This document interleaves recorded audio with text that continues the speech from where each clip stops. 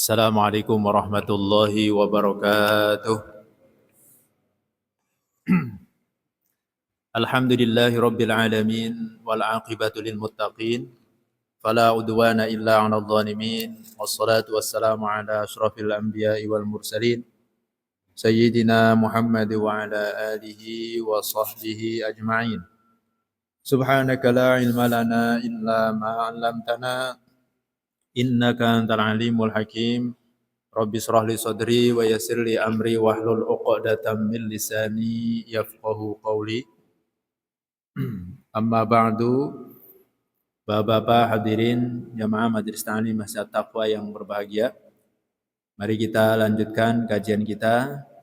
Kajian kitab Riyadhus Shalihin karya Al-Imam An-Nawawi rahimahullah taala yang insyaallah pada kesempatan ini kita sampai di babus sabri, bab tentang sabar.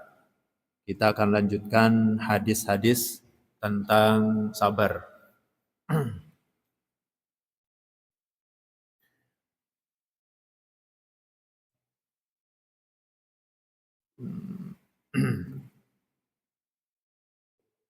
Kita baca hadis-hadis tentang sabar. Hadis yang pertama, Bismillahirrahmanirrahim. Wa Nabi Malikin Al-Harisi ibn Asim Al-Asy'ari radhiyallahu anhu qala.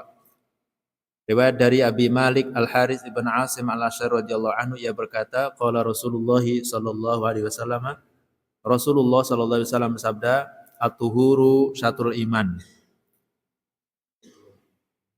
At-tuhuru syatrul iman, suci itu separuhnya iman. Walhamdulillahi tamlaul mizan, alhamdulillah memenuhi al-mizan. Wa subhanallahi walhamdulillahi tamla'ani atau tamla'u ma bainas samawati wal ard.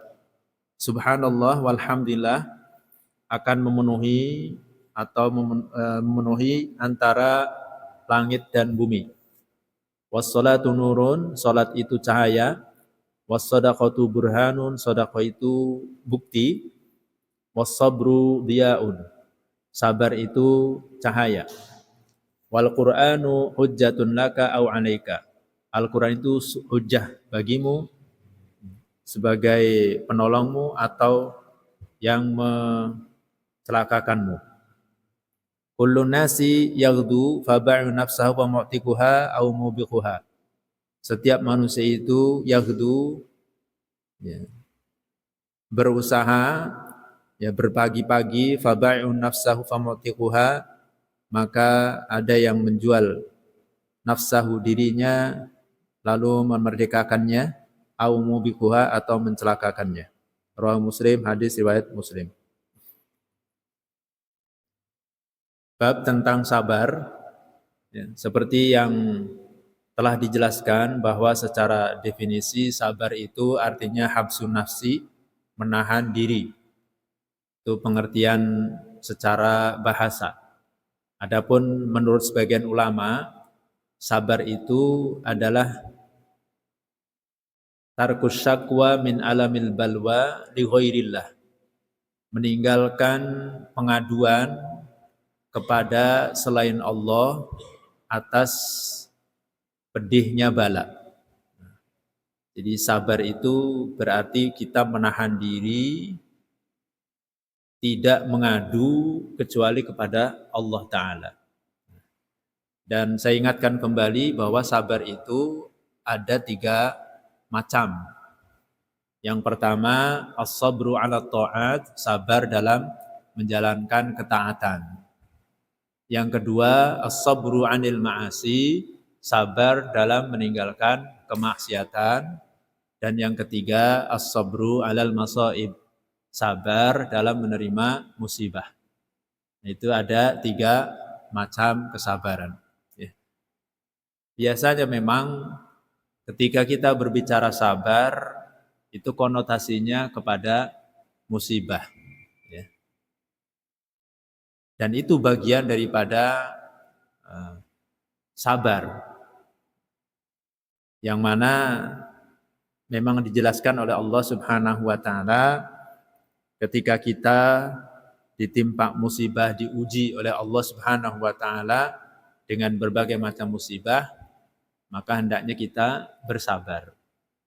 Ya, seperti dalam ayat yang telah dijelaskan dalam sebelumnya, wala nabluwannakum bisyai'im minal khaufi wal ju'i wa naqsim minal amwali wal anfusi was samarat wa basyiris sabirin.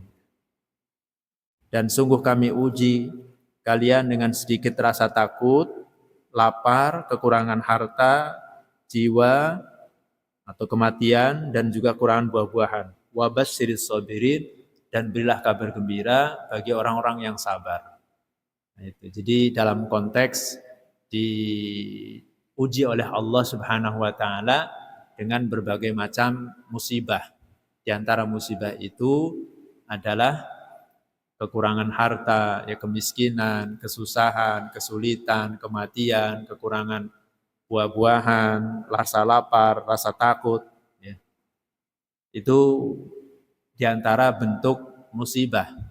Maka dalam ayat selanjutnya, wa basyirus sabirin alladzina idza asabathum musibah qalu inna lillahi wa inna ilaihi raji'un.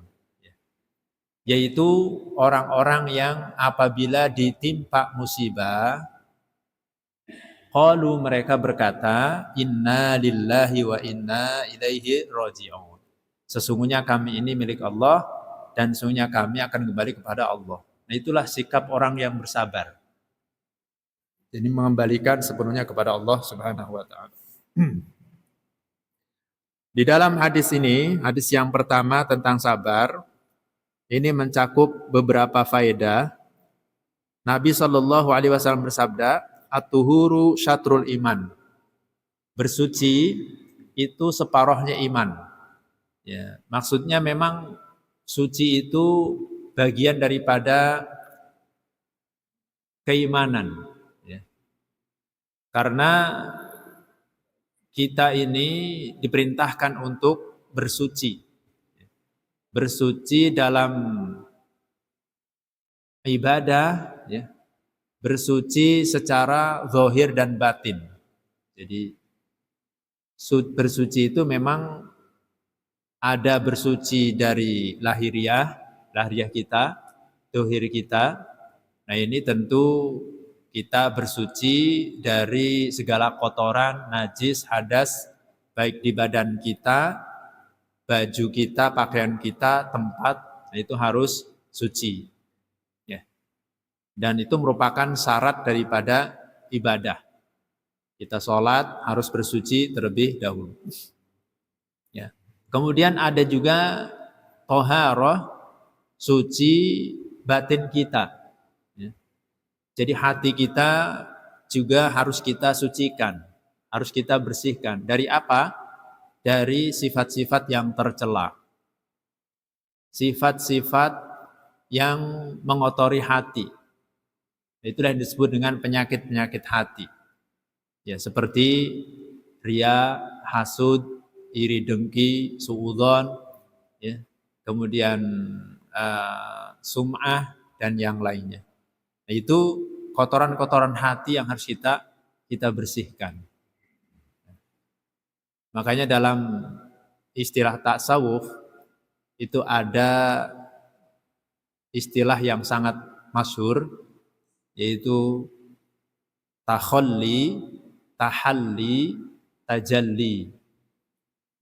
Takhalli itu artinya mengosongkan, membersihkan hati kita dari sifat-sifat yang tercela. Harus kita singkirkan.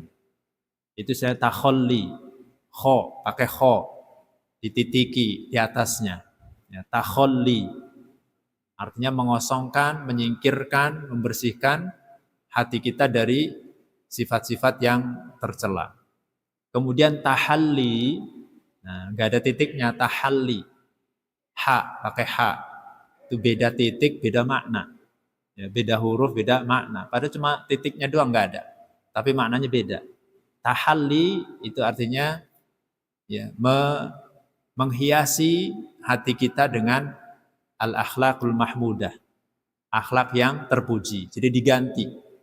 Ya, akhlak yang tercela tadi disingkirkan, diisi dengan dihiasi ya dengan akhlak yang baik, akhlak yang terpuji. Nah, itu. Baru kemudian akan tajalli. Tajalli pakai jim, titiknya di bawah. Nah, ini ya. Titiknya di bawah. Jadi beda titik doang ya. Yang tadi mah titiknya di atas kho. Nah, ini titiknya di bawah. Itu beda makna. Kalau nggak ada titiknya beda lagi maknanya. Tajalli baru akan merasakan keagungan. Ya. Tajalli ini akan nyata, jelas, ya. Jelas mengenal Allah Ta'ala. Itu istilah at-tahur, ya. Istilah bersuci. Kemudian walhamdulillahi tamlaul mizan, alhamdulillah itu akan memenuhi mizan. Ya, bahwasanya kita kelak pada hari kiamat ada al-mizan, timbangan, di mana semua amalan-amalan kita itu akan ditimbang beratnya. Fa amma man thaqulat mawazinuhu fahuwa fi 'ishatir radiyah.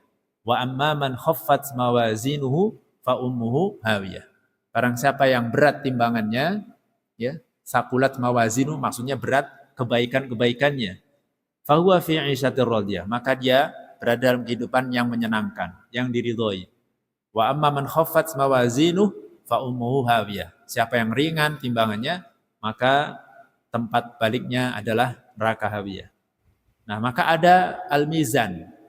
Nah, di antara amalan-amalan yang memberatkan mizan itu ya adalah ini, alhamdulillah.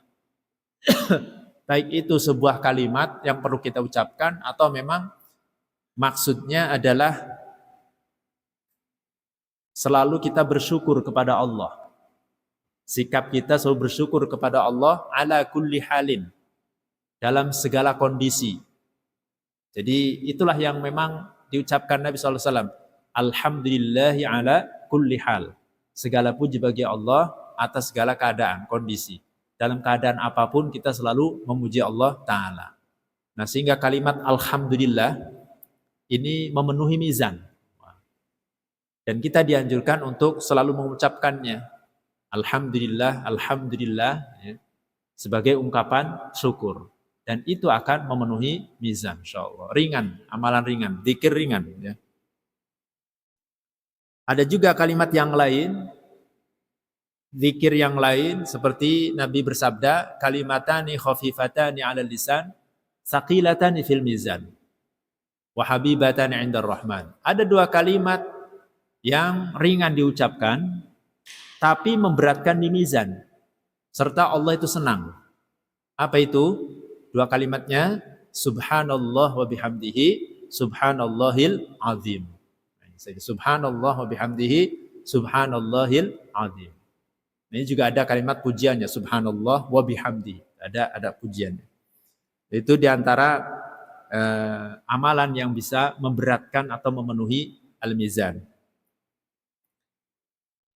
Walhamdulillahi subhanallah walhamdulillah tamla'ani ma baina samawati wal ardi. Ini ditambah dengan subhanallah. Ya, subhanallah walhamdulillah itu akan memenuhi antar langit dan bumi. Ini menunjukkan bahwa dua kalimat ini memang luar biasa gitu ya. Jadi ringan tapi pahalanya ya tamla'ani ma baina samai wal ardi. Samawati wal ardi. Was-salatu nurun. Salat itu cahaya. Nur. Salat itu cahaya. Ini cahaya dalam arti zahir dan batin. Orang yang mendawamkan salat, orang yang menjaga salatnya dengan baik dan benar, ini akan bercahaya. Bercahaya secara fisiknya dan juga batinnya. Jadi, ya. Lihat saja perbedaan barangkali antara orang yang rajin yang menjaga sholatnya dan orang yang tidak pernah sholat, jarang-jarang sholat. Itu ada perbedaan tentu. Orang yang menjaga sholatnya tentu terlihat akan cerah karena selalu tersentuh dengan air wudhu setiap hari, setiap waktu. Kemudian juga ya batinnya juga akan bercahaya. Dan kelak di alam kuburnya juga bercahaya. Itu fadilah daripada sholat. Keutamaan daripada sholat. As-sholatu nurun. Cahaya. Was-sodaqatu burhanun. Sodaqah itu burhan. Sebagai bukti nyata. Bukti apa? Bukti keimanan seseorang. Dan juga nanti bukti di alam kubur bahwa sedekah yang dia lakukan itu akan bermanfaat di alam kuburnya. Burhan. Jadi orang yang beriman, dia akan selalu bersedekah. Ya. Tidak kenal kondisi, baik kaya maupun miskin. Karena sedekah itu gak harus kaya. Ya. Siapapun, sekalipun orang miskin, gak punya sedekah, yaitu merupakan amal soleh. Tentu sesuai dengan kemampuannya. Sesuai dengan kemampuannya. Karena tidak ditentukan kadar ukurannya ataupun waktunya. Beda dengan zakat. Kalau zakat itu kan wajib berkait dengan harta kalau sudah mencapai nisabnya. Ukurannya juga tertentu. Dikeluarkannya juga tertentu. Ya. Waktunya juga haul, harus ada haul, 1 tahun. Kalau sedekah tidak. Maka orang yang beriman, dia tidak pandang kondisi. Dia akan gemar bersedekah. Itulah bukti keimanan seseorang itu. Ya. Dan di alam kubur, sedekah itu benar-benar menjadi bukti. Maka dalam surat Al-Munafikun, orang-orang munafik itu kan ya, mereka menampakkan kebaikan secara zahir, tapi hatinya tidak demikian. Sehingga ada penyesalan dalam kubur itu. Ketika disuruh berinfak, ya mereka enggak pedulikan. Wa anfiqu mimma razaqnakum min qabli ayyati ahadakumul maut fayaqula rabbi laula akhartani ila ajalin qarib fa asaddaqu wa akum minas sholihin. Jadi orang sudah meninggal dunia dalam kubur, dia minta dikembalikan lagi. Minta hidup kembali walaupun sebentar. Fa'as-sodaqo, ya ingin bersedekah. Ya, dan menjadi orang yang soleh. Jadi nggak bisa lah, sudah mati. Ya, sudah mati nggak bisa kembali lagi. Nah, ada penyesalan. Ini menunjukkan bahwa sedekah itu akan bermanfaat di alam kuburnya. Itulah sebagai burhan, sebagai bukti. Wasabru diyaun. Wasabru diyaun. Sabar itu adalah cahaya. Ini salat juga cahaya, sabar juga cahaya. Ini bedanya apa? Antara nurun dengan diya. Di dalam Al-Quran, Asy-syamsu, jadi matahari itu bersinar, bercahaya. Itu menggunakan diya, cahaya. Tapi kalau qamar, nur. Qamar itu nur. Bulan itu cahayanya menggunakan nur. Nah, ini ternyata ada perbedaan cahaya nur dengan cahaya diya. Nur, cahaya, tiba dengan bulan, itu cahayanya adem. Tidak menyengat. Ya, tidak seperti matahari. Ketika bercahaya itu menyengat dan panas, ya kan? Kita rasakan. Cahaya bulan ya tidak panas ya. Sedangkan cahaya matahari itu sangatlah panas, menyengat. Nah, perbedaan antara redaksi as-sholatu nurun, salat itu cahaya, was-sabru diya, sabar itu juga cahaya. Nah, bedanya memang dalam urusan sabar itu berat. Seperti membakar ya, badan kita. Kita berat untuk melakukan kesabaran itu. Ya, berbeda dengan sholat ini. Istilahnya mudah. Ya, tapi kalau sabar, harus sabar tadi. Dalam konteks sabar 3 macam tadi. Sabar dalam menjalankan ketaatan, sabar meninggalkan kemaksiatan, sabar dalam menerima musibah, berat. Apalagi kalau kita diuji dengan berbagai macam musibah. Ya. kesulitan, kesusahan, kesedihan, orang BPC, wow, hidup susah, hutang banyak, wah macam-macam, ya, ujian berat banget kita. Untuk sabarnya itu berat. Nah, disitulah perbedaan wasobru diyaun. Sabar itu adalah cahaya. Ya. Kalau betul-betul dia sabar, maka cahaya itu benar-benar terang, seperti cahaya matahari. Gambarnya itu. Cahaya itu benar-benar terang dan menyengat. Ya, panasnya itu. Ya. Ya. Karena segala sesuatu harus sabar. Kalau sholat nur, itu nur. Ya. Nah, itu perbedaan dari sisi bahasa. Yakni ad-diya'u siddatun nur. Wal Qur'anu hujjatun laka au 'alaika. Al-Qur'an itu sebagai hujjah untukmu, sebagai dalil, ya. Ini imtasalta awamirahu wajtanabta nawahyahu. Kalau benar-benar Al-Qur'an itu kita amalkan, kita jalankan perintah-perintah Al-Qur'an dan kita jauhi larangan-larangan Al-Qur'an. Apa yang diperintahkan dalam Al-Qur'an kita laksanakan. Aqimis shalah, kita salat. Atuz zakah, keluarkan zakat. Ya. Ya, kita ya, berbakti kepada orang tua kita laksanakan. Nah, itu. Dan juga apa yang jadi larangan dalam Al-Qur'an, ya, kita jauhkan. Itu maksud wal Qur'anu hujjatun lak. Kemudian kita baca Quran itu, dibaca, dihafalkan, dipahami, ya. Bahkan membacanya saja itu sudah mendapatkan pahala. Ya. Membacanya saja itu sudah mendapatkan pahala. Ya. Satu hurufnya dibalas dengan 10 pahala. Itu Masya Allah. Itu kita baca Al-Quran. Sekalipun nggak paham, sekalipun tidak mengerti. Ya.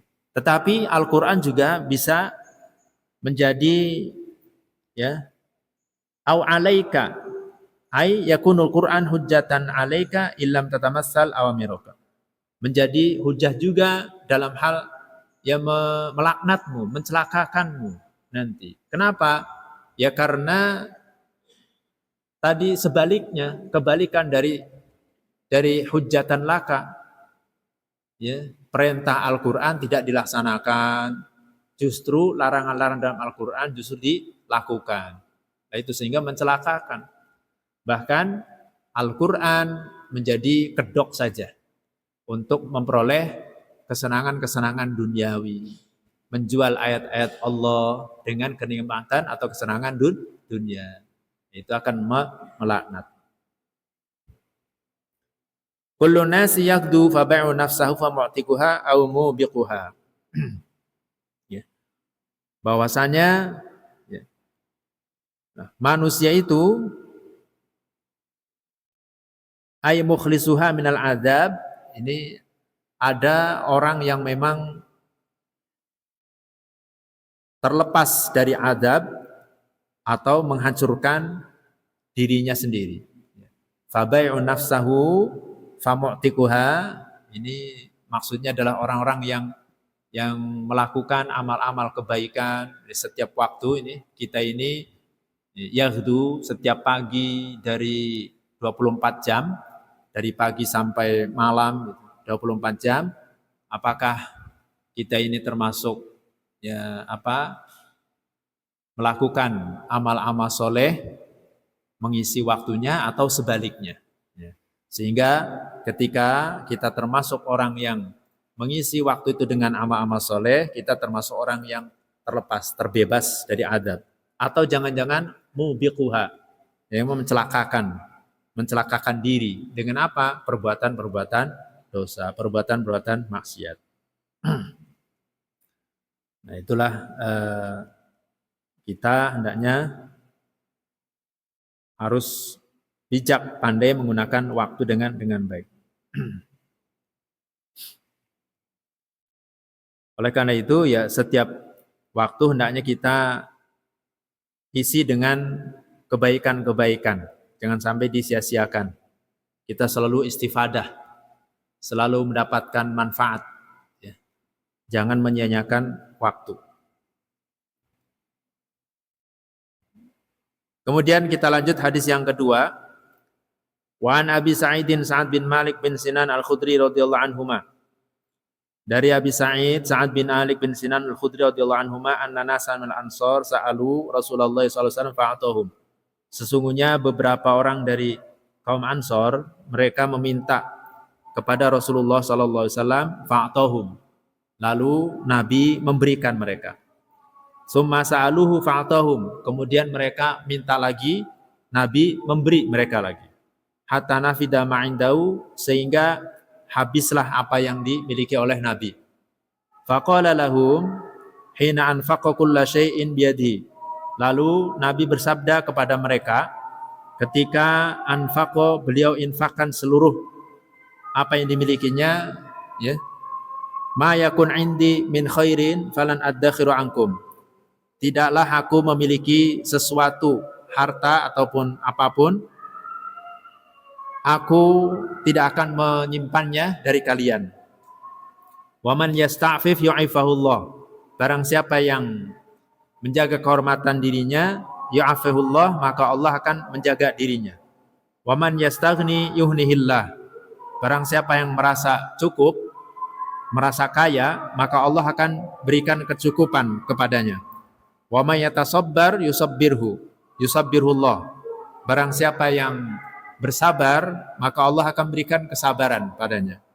Wa ma utiya ahadun ata'an khairan wa ausa minas sabr. Tidaklah seseorang itu diberikan oleh Allah pemberian yang paling baik dan paling luas daripada kesabaran. Muttafaqun alaih, hadis muttafaq alaih. Tentang sabar, mahal syahid dari hadis ini adalah wa may yatasabbaru yusabbirhullah. Wa ma u'tiya ahadun ata'an khairan wa ausa' minas sabr. Nah, ini mahal syahid dari hadis ini tentang sabar. Adapun hadis ini juga terdapat beberapa faedah.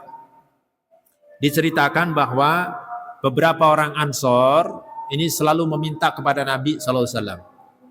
Ya, selalu minta, sa'alu an-nabiyya sallallahu alaihi wasallam. Dan Nabi kalau diminta enggak pernah menolak, pasti memberi. Ya, fa'atahum. Nabi memberi mereka. Karena Nabilah orang yang paling dermawan. Jadi ya Nabi itu kedermawanannya itu bagaikan angin yang menghembus. Bagaikan angin yang menghembus. Itu Nabi, saking dermawannya. Ya, jauh dengan kita, sangat jauh dengan kita ya. Kalau loman kita itu, kedermawan kita itu bagaikan mobil mogok. Pengennya didorong-dorong baik. Udah didorong-dorong, enggak jalan-jalan. Nama juga mobil mogok, berarti mesinnya yang rusak. Ya. Kalau Nabi itu diminta apa saja, dikasih. Diminta, dikasih. Hanya saja kemudian Nabi SAW bersabda ketika karena sudah habis apa yang diminta itu sudah habis, maka Nabi sampaikan, maksudnya memberikan pengajaran. Ya, apa kata Nabi? Sesungguhnya apa yang aku miliki itu sudah habis dan tidak akan aku simpan dari kalian. Ya, Nabi itu memang begitu, tidak akan menyimpan harta, tidak akan menyimpan makanan. Pernah suatu ketika waktu sholat asar gitu. Setelah salam, Nabi tidak duduk bersama para sahabat, tapi langsung setelah salam itu langsung balik ke rumahnya. Nah, sehingga para sahabat bingung, ini ada apa ini tumben ini Nabi. Ya ditungguin. Beberapa saat kemudian balik lagi Nabi ke mihrab, ya, ke pengimaman itu, ke para sahabat, dan Nabi sampaikan, ketahuilah bahwa aku teringat di rumahku masih ada 1 dinar. Masih ada 1 dinar yang belum dibagikan kepada fakir miskin. Ya, makanya disuruhlah istri Nabi untuk membagikan yang 1 dinar yang tersimpan itu. Ya. Dinar itu kan dulu emas bentuknya ya. Jadi mata uang dinar itu terbuat dari kepingan emas. Itu dinar. Kalau dirham itu perak. Nah, jadi baru kemudian Nabi merasa tenang kalau sudah dibagikan. Itu. Jadi tidak pernah menyimpan-nyimpan emas, tidak pernah menyimpan-nyimpan harta. Jadi langsung dibagikan. Itulah Nabi SAW sangat dermawan. Apalagi diminta. Diminta. Ya. Sampai apa yang diminta itu habis sudah. Nah, kemudian Nabi SAW sampaikan, "Wa man yasta'fif yu'ifahullah." Ya. Siapa saja orang yang menjaga kehormatan dirinya, maka Allah jaga tuh kehormatannya. Artinya apa? Menjaga kehormatan diri itu ya tidak sampai meminta-minta. Nah, karena orang yang meminta-minta itu ya secara secara adab juga mengurangi kehormatan dirinya. Ya, coba saja perhatikan kita lah misalnya ada orang yang memang di jalan-jalan meminta-minta ataupun di lampu merah gitu. Ini ya tentu tidak menjaga kehormatan dirinya. Gitu ya. Beda dengan orang yang sekalipun miskin tapi tidak minta-minta. Namun ketika dikasih ya diterima. Kalau dikasih diterima, ya kalau enggak ya enggak minta-minta. Nah, itu berarti menjaga kehormatan dirinya. Jadi, kecuali kalau memang orang itu memang sangat mendesak dalam kebutuhannya, itu diperbolehkan, tapi bukan menjadi profesi, bukan menjadi kebiasaan. Jadi kita ya minta kepada Allah agar kita ini memiliki sifat iffah, menjaga kehormatan diri, jangan sampai terjerumus dalam perkara-perkara yang haram, ya, menjaga kehormatan diri kita, ya, dan kita merasa cukup dengan pemberian Allah Ta'ala. Kemudian wa may yastaghni yughnihillah. Nah ini, siapa yang merasa cukup, maka Allah akan berikan kecukupan. Nah, itulah kekayaan yang sebenarnya. Orang kaya yang sebenarnya itu adalah manakala merasa cukup dengan pemberian Allah Ta'ala. Nah itu orang kaya. Ya. Tapi kalau misalnya masih kurang terus, nah itu berarti masih miskin. Jadi ini pentingnya bagaimana hati kita ini merasa cukup. Karena dalam hadis Nabi juga bersabda, laisal ghina man katsura irduhu, walakinnal ghina ghina 'anil nafs. Orang kaya itu bukanlah orang yang banyak hartanya. Akan tetapi orang yang kaya itu adalah orang yang merasa cukup hatinya. Nah, itu yang perlu kita bangun mentalitas kita, ya, sehingga kita ini merasa cukup, merasa kaya. Bukan berarti merasa kaya sombong ya.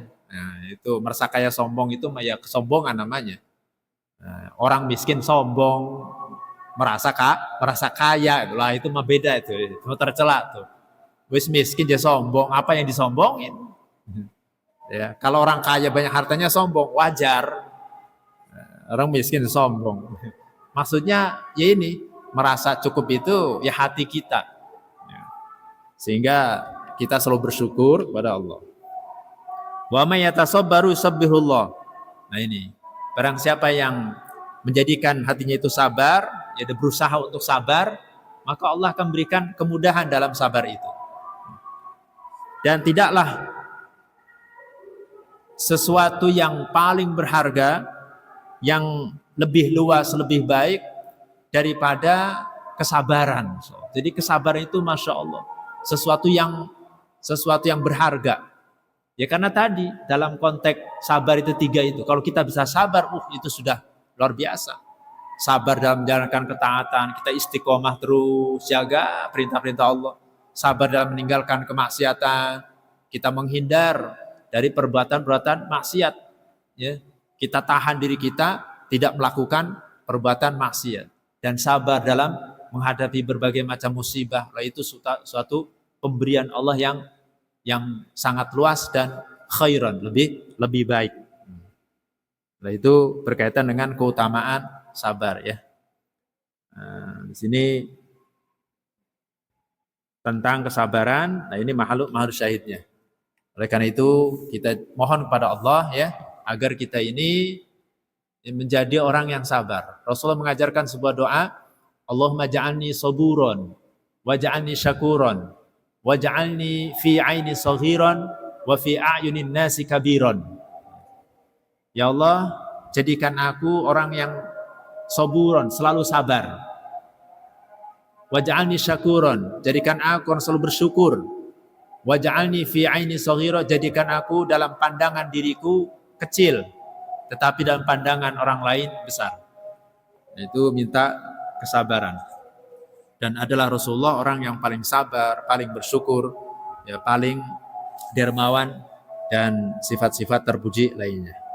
Nah, inilah ya